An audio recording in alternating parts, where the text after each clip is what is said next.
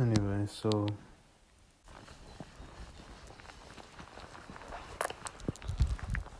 this is Roy.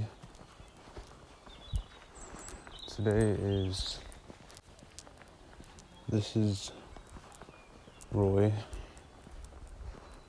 The date is April 8th, 2026.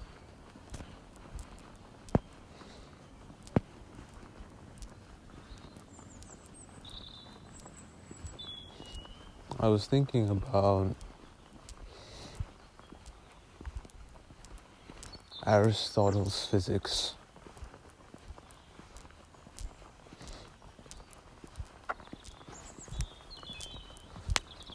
Aristotle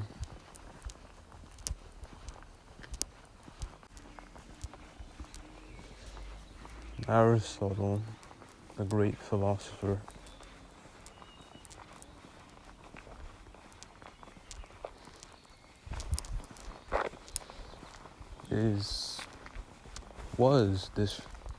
was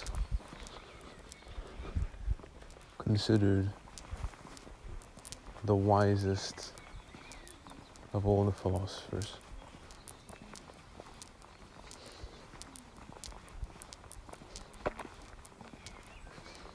In Dante's Inferno,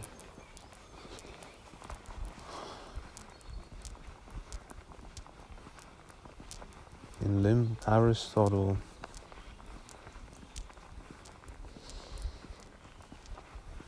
is in limbo with Plato and Socrates. But the interesting thing is, Aristotle isn't even mentioned. Dante doesn't even mention him by name. He had such a powerful, his reputation preceded him. His reputation was so great that Dante doesn't even refer to Aristotle by name. When Dante gets to limbo, he's greeted by several Greek heroes, Greek and Roman heroic men, illustrious men like Homer, men like Sophocles, poets, philosophers, Stoics, Epicureans,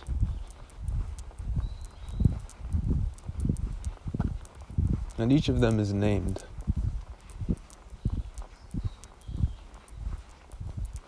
And then when Dante comes and he meets some of the greatest philosophers, Plato and Socrates. Plato and Socrates. Dante is before Plato and Socrates. But it's not them.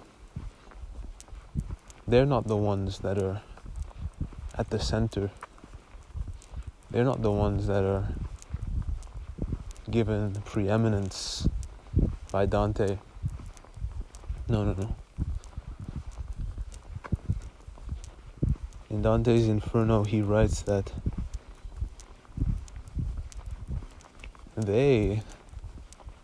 that is Socrates and Plato, were at the side and listening to attentively in discussion with another philosopher.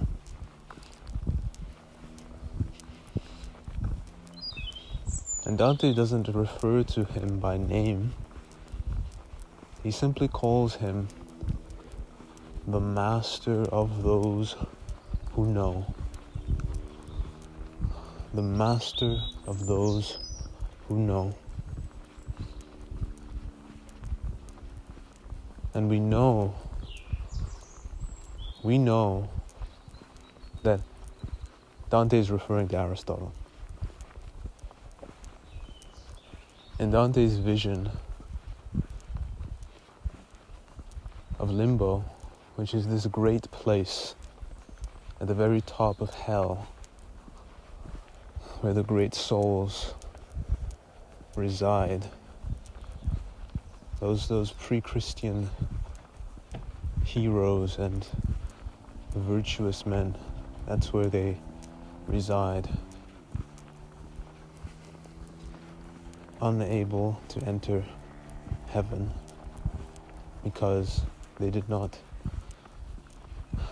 have faith in Christ, but unable or spared from hell because of their superhuman virtue and intellect. So here in limbo, the great souls, Dante talks about these great souls, and it seems like the preeminent soul is Aristotle.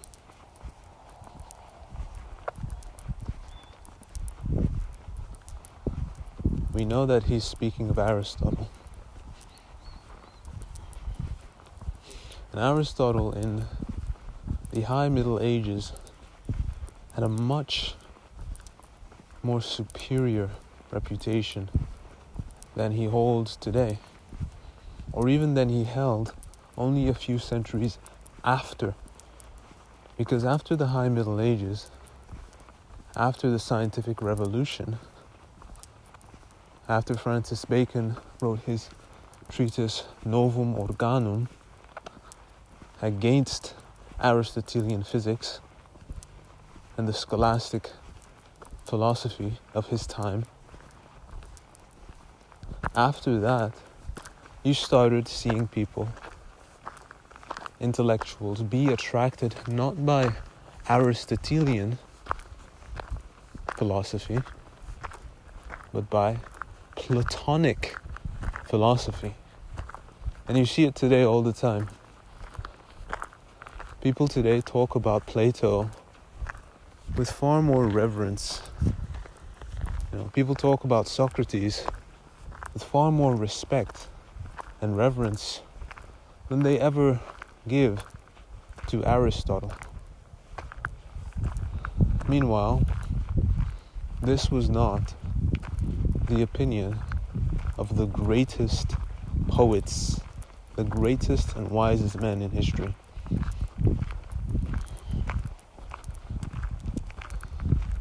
Dante's Divine Comedy is praised, and perhaps its highest praise is this. Someone called the Divine Comedy the Summa Theologica in verse. That Dante's Divine Comedy is the Summa Theologica of St. Thomas Aquinas, the angelic doctor, in verse. I don't think any higher praise can be given to a work of art. I don't think anything could, to any work of poetry, I don't know if any work of poetry could be given higher praise than that. But back to Aristotle. Aristotle, in the tradition of scholastic philosophy, is preeminent. And the reason Aristotle holds preeminence among all of the philosophers is because Aristotle discovered the art of reasoning. Aristotle literally discovered how to reason. Before Aristotle, the art of reasoning was imperfectly understood. It was unknown in its entirety. If anyone comes after Aristotle, they're not building on him. They're taking from him. If anyone comes after Aristotle, in terms of human philosophy, this was the opinion of the scholastics. They're simply taking from him. Because Aristotle, in scholastic tradition, presented the fullness of human philosophy. His philosophy is as perfect as human philosophy can get. And so why do people today not give Aristotle this kind of recognition, this kind of respect? Well, it's pretty simple. He's very difficult to understand. And especially if you have no idea how to approach it. If you've only learnt modern subjects, Aristotle seems like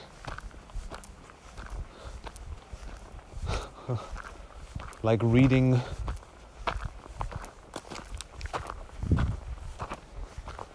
the work of an angel. His works are beyond almost everyone's comprehension today. Almost everyone is completely unable to understand Aristotle. If you want to understand how great of an intellect is required to understand Aristotle, there's a story that Saint Augustine, the great doctor, the doctor of divine grace, he was classically educated. He was versed in Plato and Cicero and the like, and a little bit of Aristotle. Not all of Aristotle, because Aristotle's works were largely unavailable in the early church, but that's a different subject. Saint Augustine, to show his intelligence, to show his brilliance, related that he was able to understand Aristotle's works, I believe it was Aristotle's categories. He was able to understand Aristotle's organon or categories without a teacher. That Saint Augustine, this might be a myth. I might be misremembering this, so please double check what I'm saying. But I remember this. I remember something along these lines, that Saint Augustine, as a kind of humble brag, said he was able to understand Aristotle's categories that he was able to understand Aristotle's categories without a teacher. Just think about that. That was the test of real learning and intelligence. Not only this, it's related that there were many philosophers in the time of the High Middle Ages. Aristotle's works spread across the world. The Muslims studied him. Muslim scholars like Avicenna, Ibn Sina, Averroes. These men were Aristotelians. The Muslims referred to Aristotle as the first teacher. Again, this isn't just a Catholic thing. This was among Muslims too. And you'll actually find in Dante's Inferno, actually, that a Muslim is included in limbo. Right? Avicenna is actually included in limbo by Dante. Right? So, now not to say this is any kind of infallible, no, certainly not. It's just an illustration that these are respected men. My point at my story, I was going to say, it's related to how certain men tried philosophers, Muslim scholars who were learning Aristotle and were reading Aristotle's metaphysics. It's related that they when reading Aristotle's metaphysics, when they tried to read and understand, when they tried to penetrate his philosophy, they were thrown into madness. Yeah, that they went mad. They became madmen, mad philosophers. So this is just to show that Aristotle held preeminence for 2,000 years. His philosophy extended into every single branch of human wisdom. There is probably no topic that you can think of that Aristotle has not covered in some sense. So that shows the breadth of his wisdom, the breadth of his philosophy. And why? Because Aristotle discovered the instrument. My final encomium, my final point to prove Aristotle's supremacy is this: that Aristotle was the teacher of one man, a certain man who's held up as one of the greatest men in history, in all of human history. I'm talking about Alexander the Great. Aristotle was the teacher of Alexander the Great. And Alexander the Great went on to conquer the entire known world. He conquered Greece. Greece, which was a disparate collection of kingdoms and tribes and republics, he brought under one rule. That's hard enough. Alexander didn't stop there. Alexander went on and he conquered the Persians, a kingdom so renowned for their greatness, impenetrable. Even today, people are talking about how President Donald Trump, President Trump shouldn't have gone into Iran, because everyone knows that Persia the Persians are indomitable. Everyone knows. And so it's people are saying this is a forever war, that we're going the President Trump and the administration risks running into a quagmire. Everyone knows that the Persians are indomitable. Well, everyone knows that except Alexander. Alexander didn't know that. Alexander conquered the Persians. Alexander conquered all of Persia. All right? So not everyone actually knows that. One couple people in history, Alexander being one of them, didn't know that, and actually proved that wrong. He didn't stop there. Alexander went further east.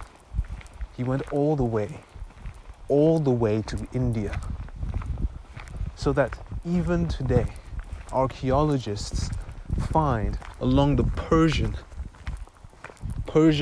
from Persia to India, they find Greco-Buddhist sculptures that are inspired by Greco-Roman art. This is the Hellenization of the East, of Asia Minor and beyond. So Alexander conquered. Not only that, how could I even forget? Alexander went south to Egypt, and he conquered Egypt, and his successors formed the Ptolemaic dynasty. Right? Alexander even touched Israel. So I will be okay. So this is the student. This is the student of Aristotle. This conqueror who ushered in the classical age in 323 BC, before Christ. His death ushered the Hellenization of the world, brought about the spread of the Greek language into the whole world, which become the language that the New Testament is written in. Koine Greek is the language in which the Holy Scriptures are written in. Why? In large part because of Alexander. And so again, when it is said that by the scholastics that Aristotle brought about the fullness of human philosophy, it's because his philosophy came at the perfect time. His philosophy preceded the coming of Christ Jesus himself, Jesus Christ himself. And the events surrounding his pupil, Alexander, are providential for the spread of the Gospels. Or providential, invaluable to the spread of the Gospels. So, I think I made the case very clear as to why Aristotle is supreme among the philosophers. Plato and Socrates, they didn't know wisdom. Right? Many of the early church heresies were because of Platonic philosophy. Right? Platonism brought about a way of thinking that till this day has many problems and is the cause of many problems in how people think. Okay? So, Plato got things wrong. Aristotle's philosophy is as perfect a philosophy as a human being can attain. And the things he reaches border on the theological, border on the divine. So, As I was reflecting on Aristotle's physics,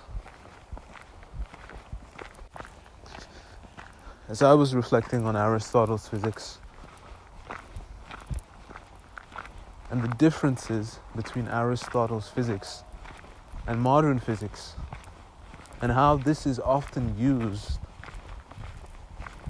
to discredit Aristotle as a serious philosopher, right?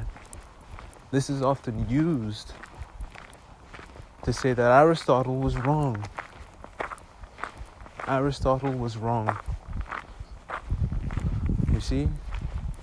That means, since Aristotle was wrong, it means the scholastics were wrong, which means Catholic philosophy is wrong, which means how can we trust their theology?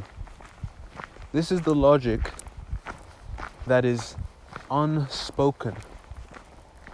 This is the reasoning that goes on in the minds of people, but is unspoken. We accept modern physics and reject Aristotelian physics. But is this reasonable? I have decided to take the position that it is not reasonable, and it is actually entirely unreasonable. Modern physics has no claim over Aristotelian physics. I'm willing to make that very, very clear. So there are dozens and dozens and dozens of points of difference, and so I could just produce hours and hours of content on this one topic. Since that would obviously be crazy, I'll stick to one topic in this lecture, in this walk talk. I'll stick to one topic. At least I'll try. So, here's one thing to understand before we even move on. One thing to understand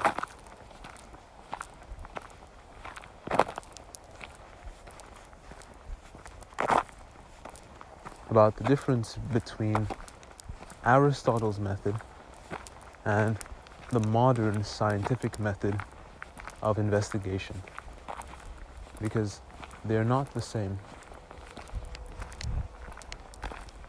The modern scientific method, which has been employed for the past 500 years, can be traced back to none other than Sir Francis Bacon. Francis Bacon was a British lawyer. I think he was a lawyer. He was a Protestant man, engaged against the Catholic Church, Catholic philosophy, and scholastic theology. The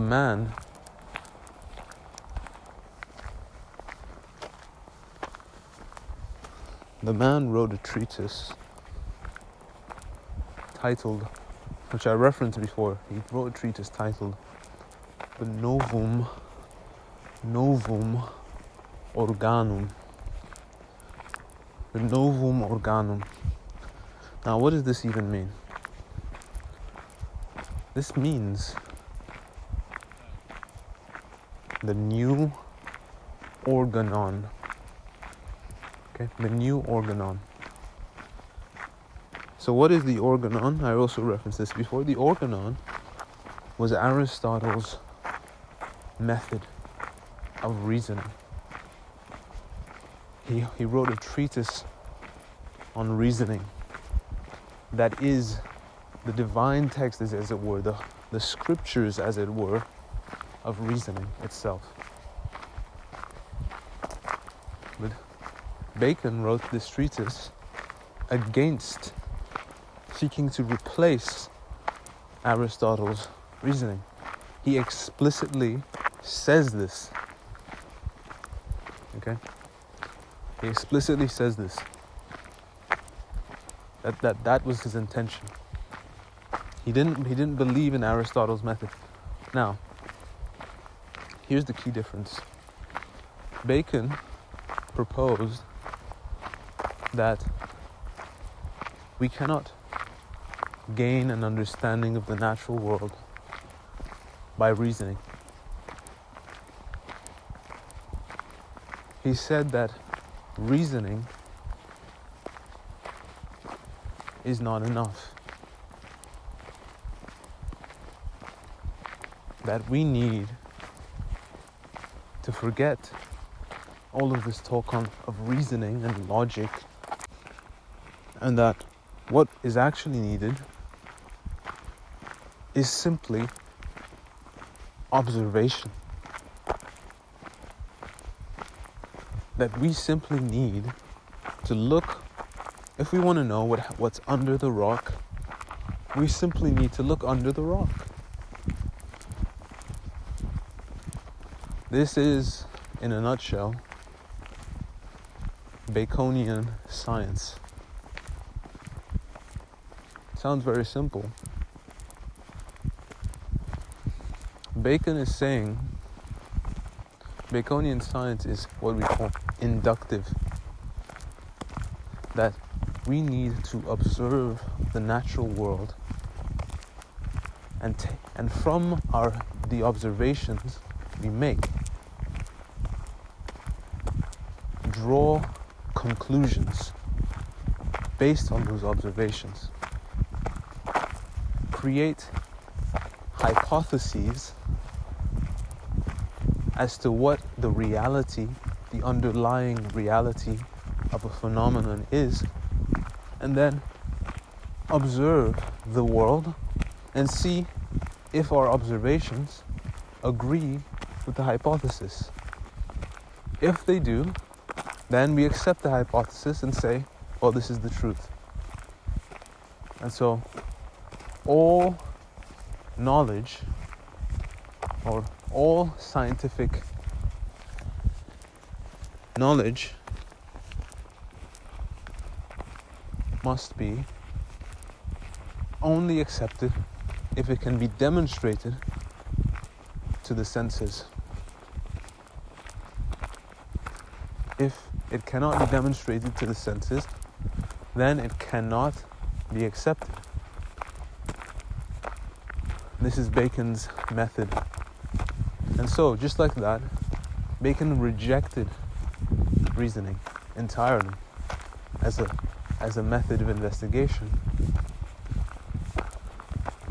But here's the issue. Here's the issue with Bacon's method.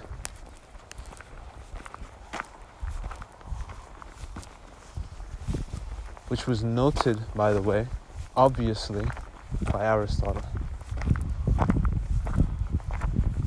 We cannot observe everything. There is an infinite number of particulars. No definite science can be established on infinites. What does this mean? There is an infinity of possible observable things. And so, whatever you do observe is only a part of an infinite number of possible observations. And so, every conclusion drawn comes with uncertainty. You cannot make a conclusion that is certain. You cannot survey every single member of a class and draw a conclusion. And so every single inductive argument is inconclusive. Every single one. Nothing stated that is drawn from induction is certain. It is ripe with a potential for grave error. For example, the idea of evolution, human evolution. What is the evidence for evolution? The evidence for evolution are simply the presence of some fragments of bones. That's it. That's it. Evolution has never actually been demonstrated to the senses. That is an evolution of species as Darwin proposed it, not this notion of random variation and selection that causes some minor differences. Right? No.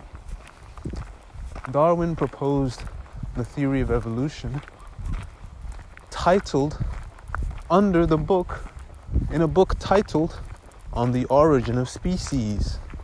And so it's ridiculous for people to talk about microevolution when that was never under dispute. Human beings have been causing things to vary for hundreds and hundreds and hundreds of years. Hybridization has been done. That's not under debate. So, the evidence for evolution are some bones, some fragments, and that's it. What must be drawn, what must be done in the inductive system is to generalize from a sample of observations. And so, the evolutionists, because they love their theory and they hate the idea of God creating the species in the beginning, immutable, right? Not subject to evolution, but immutable and whole from the beginning. They hate this idea because they're so committed to their theory. They have to draw and they have to make an insane jump from what is actually observed. And they pretend as if the jump they've made is a necessary conclusion, when really it's just an interpretation of one of many interpretations of the data. So that's an example of Baconian science at work, and how it brings about all kinds of issues. Right?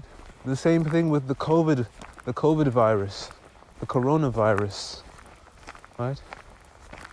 This was later found after much denial.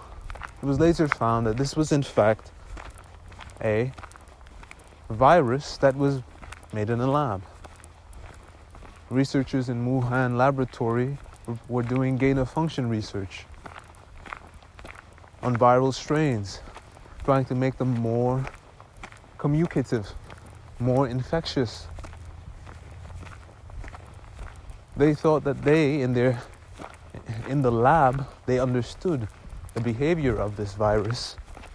Based on their observation, the virus was containable.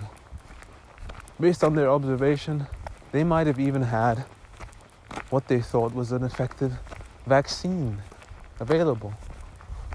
But their observation was limited. And we saw that with the havoc that was caused over 2 years plus on the entire globe. So this is the kind of stuff that Baconian science brings about. Other good things, I won't pretend as though it doesn't bring about good things, but there's much uncertainty in inductive reasoning. And so it's not as if induction wasn't known by Aristotle, the Peripatetics, and his followers.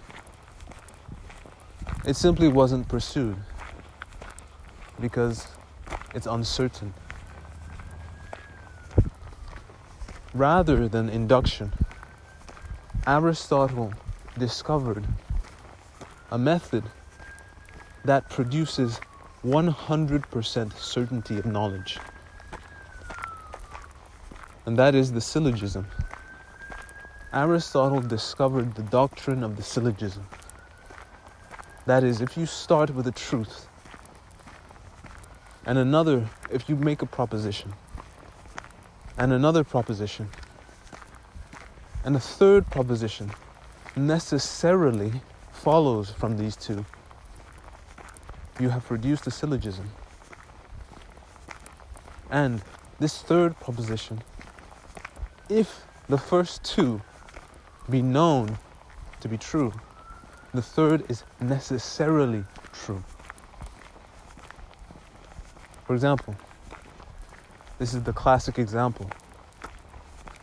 All men are mortal.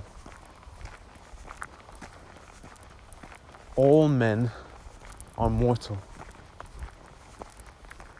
Socrates is a man. Therefore, Socrates must be mortal. We start with a major premise and a minor premise, and we end with the conclusion that necessarily follows. If the first two be granted, this third necessarily follows. And so, the third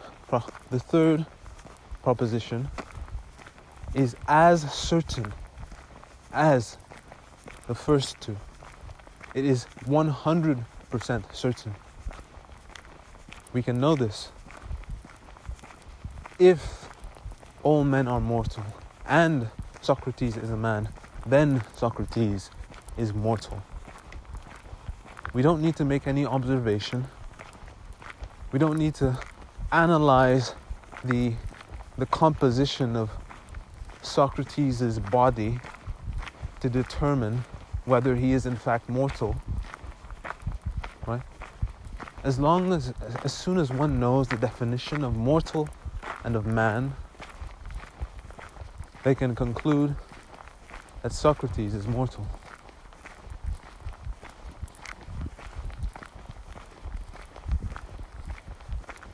And so, in deductive philosophy, we start with self-evident truths. Truths that we know to be true. Things we know to be true in themselves. The things that we ourselves know to be true. And from there, we syllogistically assent to higher and higher truths that are as certain, without any gap. There's no middle term. We ascend. And Aristotle made this ascent. And by this ascent, he drew out all of the philosophical sciences. He established all of the philosophical sciences through the ascent of reason. Or the descent of reason, depending on how you want to see it.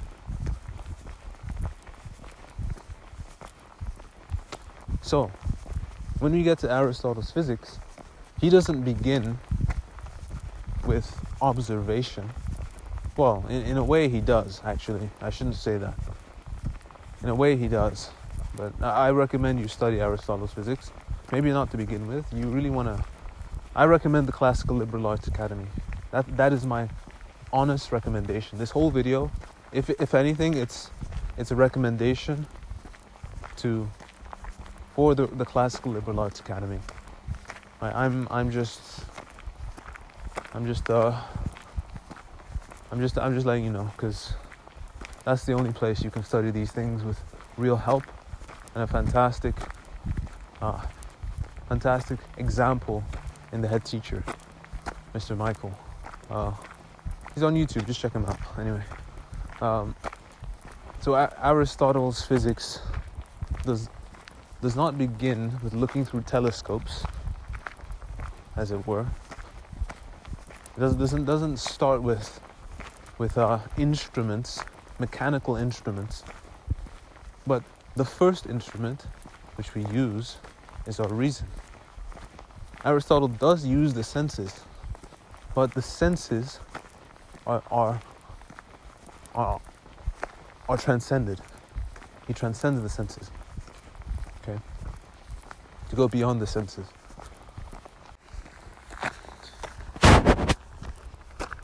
The physics, you transcend the senses to the underlying substance of things. And so I want to give one example that was on my mind today, and I'll end this video because it's getting a bit long now.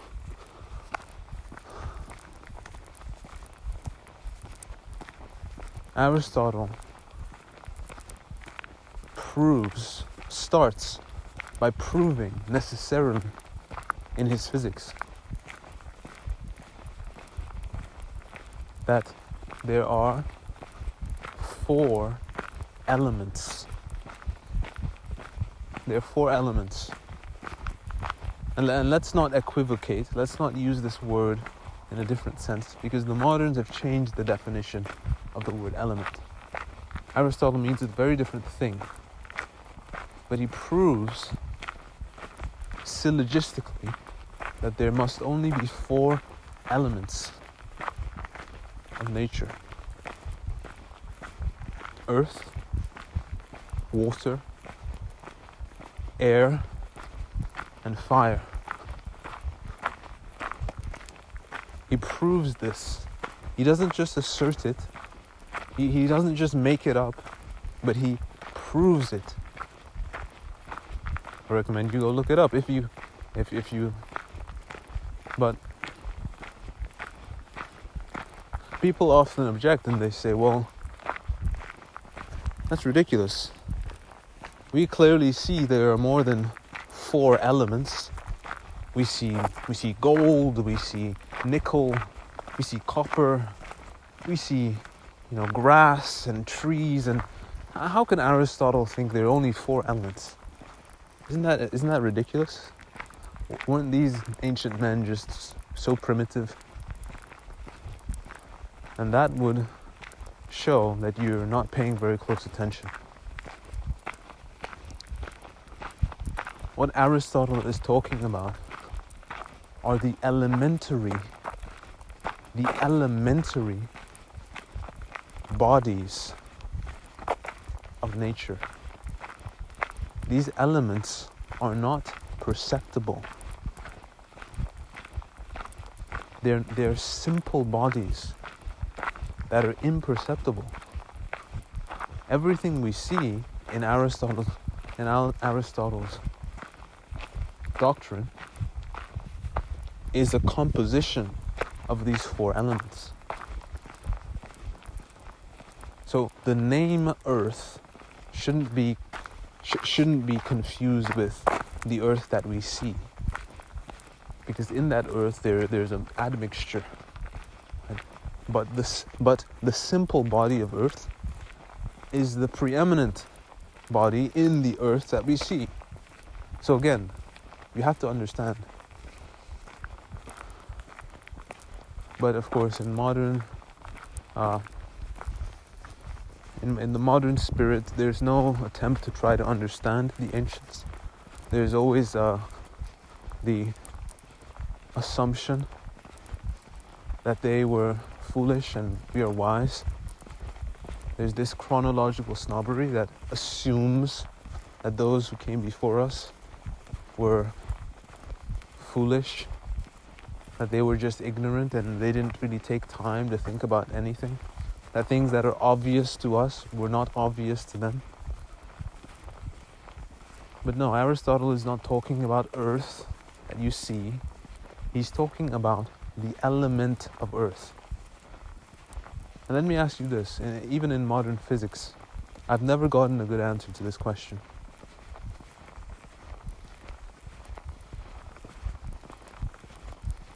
Why is it that Earth, Now I'm talking about visible earth.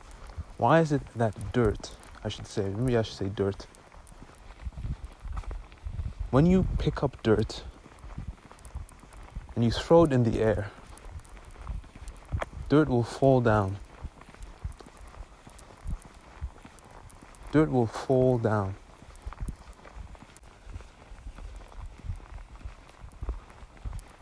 The explanation given is that, gravity pulls the earth down. Gravity is the force that pulls matter to matter.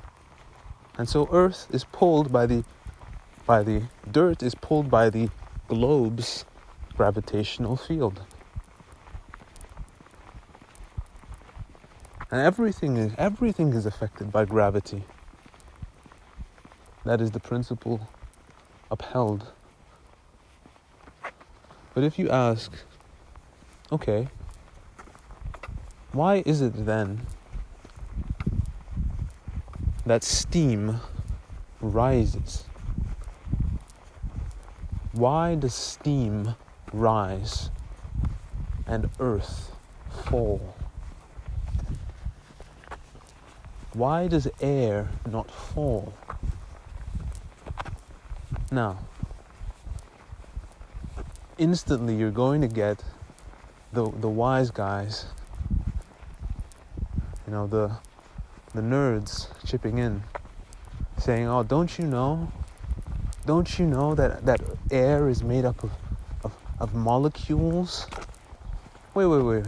Don't you know that these molecules have kinetic energy and they're zipping around? Wait. Pump the brakes. Where in Newton's theory does it say that molecules are not subject to gravitation?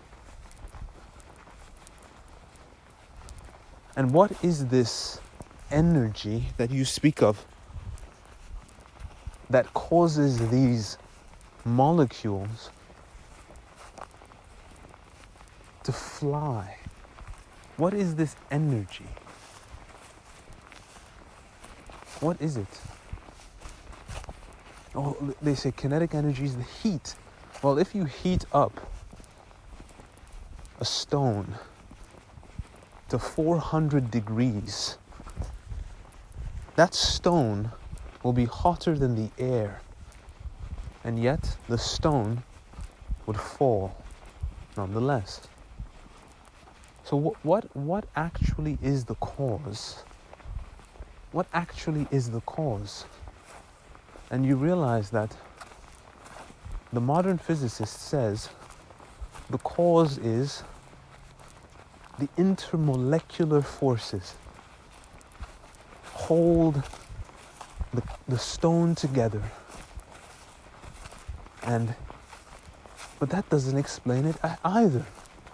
Because it does not explain why, when those atoms, those molecules are separated, they do not fall.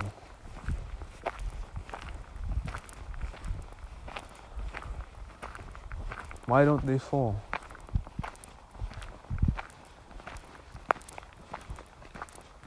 Why do they fall when they're in a crystalline structure, but they don't fall when they're independent?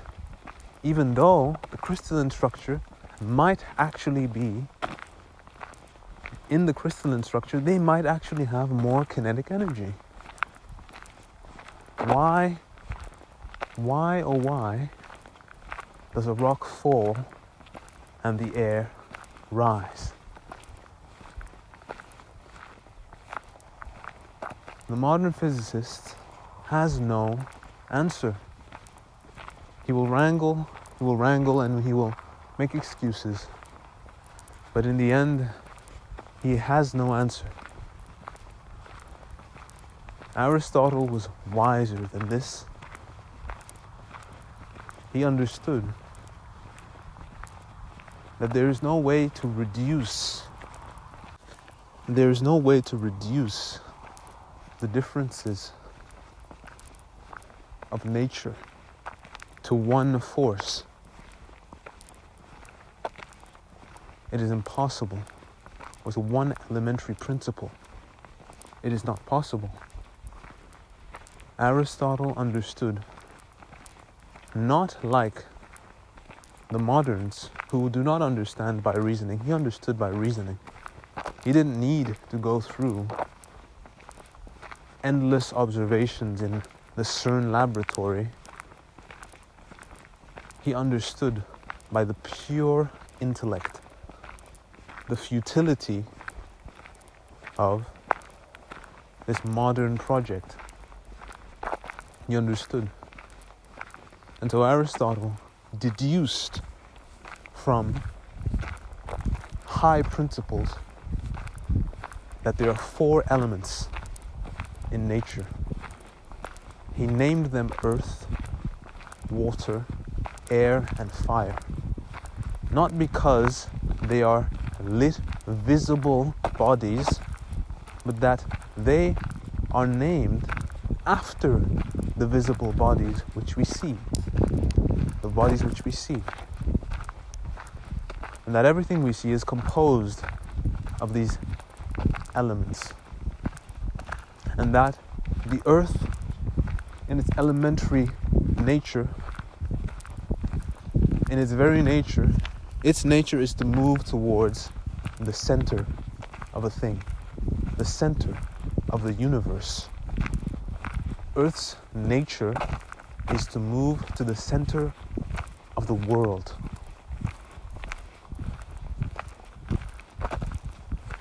Water's nature is to move on top of earth. So earth and water move towards the center. Air's nature is to rise away from the center.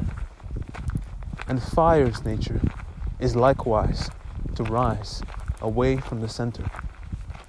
So, there are only two,